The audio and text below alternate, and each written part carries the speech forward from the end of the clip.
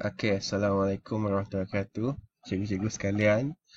Okay, hari ini kita akan belajar bagaimana untuk buat quizzes. Okay, pertamanya, cikgu pergi ke komputer cikgu dan pergi buka Google dan type quizzes. Q-U-I-Z-I-Z-Z. Okay, dan boleh search sahaja quizzes.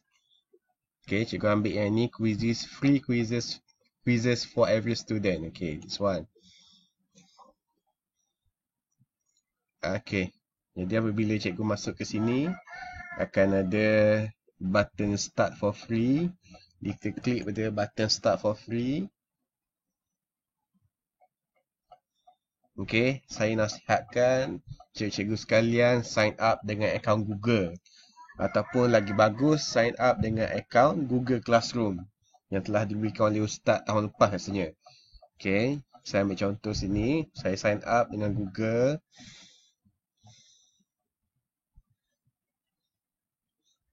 Okay. Kita guna akaun Google saja.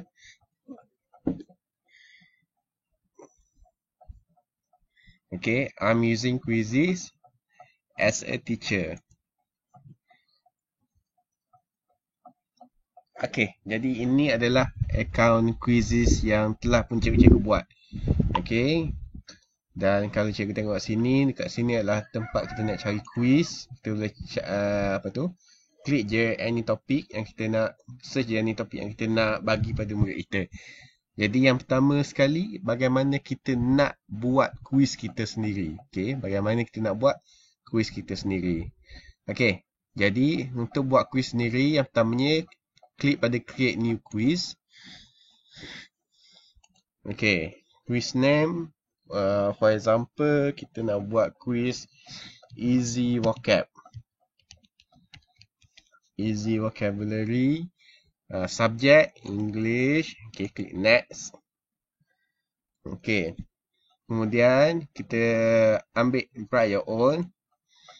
Okay, dan sini cikgu adalah paparan kita nak buat quizzes.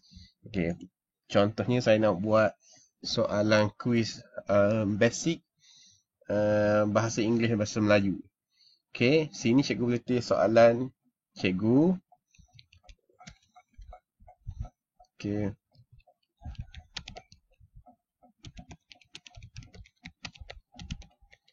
What is the meaning of book? Contoh lah cikgu. Okay, buku. Ini tempat kita bagi option. Option dia pun jawapan dia. Apa jawapan dia yang kita nak bagi pada murid-murid kita. Okay, dekat sini juga cikgu boleh ambil image. Okay, image ataupun audio daripada komputer cikgu sendiri ataupun daripada link. Okay, kita boleh klik yang sini, kita boleh klik sini dan dia akan ambil image daripada komputer kita. Okay, jadi contohnya saya nak ambil image. Okay. Okay, this one. Okay, dia akan upload image ni bergantung pada speed internet cikgu lah. Okay, contohnya saya nak buat soalan yang tidak ada pun. Tak perlu pun yang ni. Murid terus pilih dia punya jawapan dia. This is a hat, maybe this is a pencil. This is a book ke, tak pencil ke. Okay, ini adalah cara dia nak buat soalan.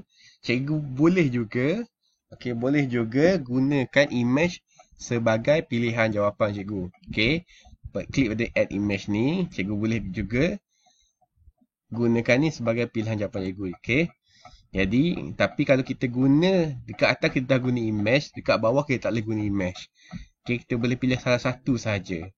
Okay, contohnya kita kemudian tengok pada second dia berapa saat kita bagi pada murid kita untuk jawab soalan ni. Contohnya saya ambil 60 saat. Okay, jadi dalam masa 60 saat dia kena jawab soalan ni. Okay, kita boleh turn off kan dia punya time ni juga nanti. Okay, klik save. Oh, sebelum kita klik save, kita pilih dahulu jawapan yang betul. Okay, kita pilih yang pada atas sekali. Okay, cikgu jangan bimbang mengenai susunan jawapan yang betul. Contohnya, cikgu nak buat semua jawapan betul kat atas ni. This is not, ini bukanlah A, B, C, D. Okay, lepas ni kita ada pilihan untuk setiap kali soalan tu quizzes ni dia akan susun balik dia punya jawapan yang betul ni kat mana. Okay, jadi dia tak akan berada di tempat yang sama. Okay, kita klik save. Alright. Jadi ini adalah jawapan. Ini adalah soalan kita yang pertama. Okay, kita tambah satu lagi soalan. Okay, kali ni kita nak letak image sebagai jawapan kita. Okay, contoh kita ambil yang ni. Soalan kita hand. Yang mana satu hand? Okay, kita ambil yang ni.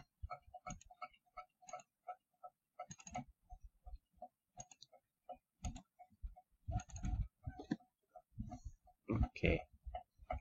Jadi murid akan pilih jawapan berdasarkan kepada gambar. Okay, berdasarkan kepada gambar hand mana satu. Kita pilih jawapan yang betul. Okay, dan klik pilih soal mungkin 60 juga ini. Dan klik save. Okay, jadi itu adalah cara untuk membina soalan yang paling mudah sekali. Jadi cikgu boleh explore pilihan-pilihan yang lain. Okay, bila telah pun siap kuis ni, apa yang cikgu perlu buat hanyalah klik finish quiz. Okay, sini dia suruh letakkan title image, gambar apa-apa lah. Contohnya saya ambil gambar ni. Okay, select language English. Grade ni cikgu letaklah 1 hingga 6 contohnya. This is based on based on US lah. Okay, siapa yang boleh tengok quiz ni kita buat public lah. Semua orang boleh tengok contohnya. Okay, ni adalah untuk sharing. Okay, kita nak boleh share kita punya quiz ni pada orang lain, guna Twitter ke Facebook ke ataupun URL. Okay, tapi kita nak skip yang ni dulu.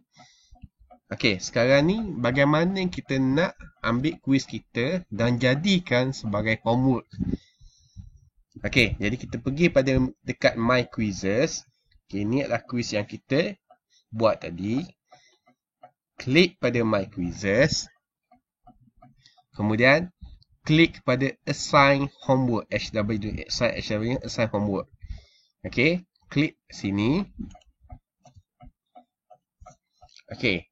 Dan ini adalah due date dia. Sampai bila murid kita boleh buat soalan ni. Contohnya saya nak buat sampai hari ni 27 Mac. Saya nak buat sampai esok 28 Mac. Dia boleh jawab sehingga jam 6 petang. Okay, contohnya. Sampai 6 petang esok. Okay. Kemudian dekat bawah ni ada setting-setting dia. Student attempt ni berapa kali dia boleh cuba retry balik guna username yang sama. Berapa kali dia boleh retry untuk jawab soalan ni. Kita buat unlimited lah. Kita buat supaya dia boleh try banyak-banyak kali. Tapi ikut dia cikgu. Okay, show answer in game ni maksudnya kalau student tu silap buat soalan ke apa ke, adakah dia akan tunjukkan jawapan yang betul. Okay, yang ni kita buat, kalau saya suka off supaya budak boleh cuba lagi tanpa dia tahu mana satu jawapan betul. Okay, show answer post game bermaksud lepas habis quiz ni, adakah kita nak tunjuk pada murid jawapan penuh. Okay, kalau saya suka off juga yang ni supaya murid boleh cuba sekali lagi tanpa mengetahui jawapan. Okay, ni power up ni just sebagai game je. Okay, timer ni adalah masa. Masa yang kita buat tadi. Kalau kita nak ada timer, kita klik yang ni, ada timer. Kalau kita nak ada timer, klik yang ni. Maksudnya, tak akan ada timer untuk setiap soalan tu. Okay. Yang lain saya rasa tak ada apalah. Okay. Yang bawah ni ada meme skit. Tu tak adalah. Dan last kali kita klik pada host game. Okay. Bila dah ada host game ni, kita boleh gunakan Google Classroom untuk share link. Tapi saya tahu kita buat lagi khusus untuk Google Classroom.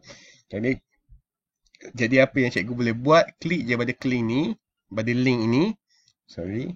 Jadi link ni dah pun copy.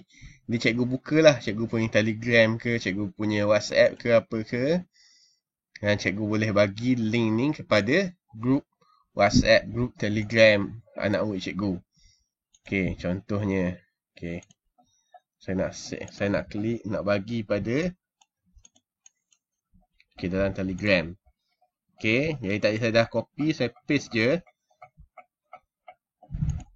Okay. Jadi apabila anak murid kita klik pada link yang kita share ni, dia akan terus pergi kepada kuis yang kita buat tadi.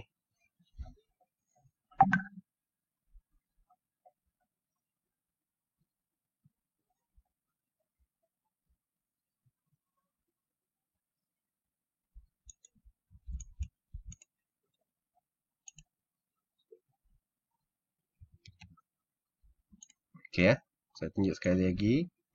Tadi kita copy lah. Kita pastekan link ni ke group WhatsApp pun boleh. Okay, dan murid kita boleh sahaja klik. Okay. Jadi bila dah klik, dia akan masuk paparan macam ni. Kalau guna phone pun boleh, tak ada masalah. Enter your name, contohnya Zakwan. Start game. Okay, dia boleh ada pilihan untuk music, sound effect apa semualah. Kalau misalnya murid kita tu memang kata ada data yang terhad, dia bolehlah offkan music apa semua ni. Dia boleh offkan music, meme apa semualah. Okay, nah kita klik start game. Okay. Okay, kita boleh klik start. Okay, ni adalah paparan yang anak murid kita akan dapat. Okay, ini dia. Okay, jadi ini adalah contohnya.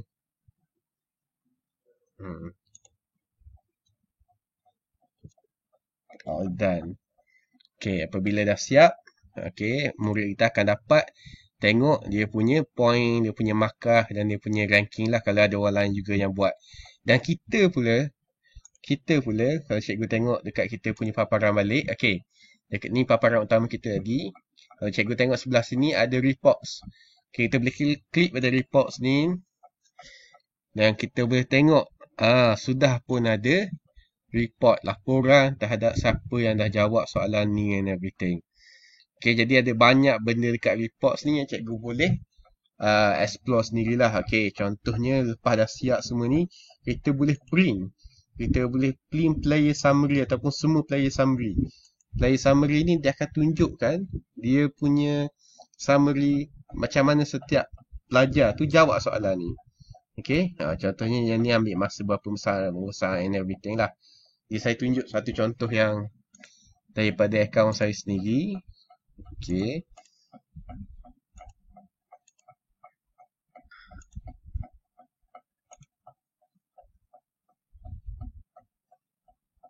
Okay, ini adalah akaun saya sendiri.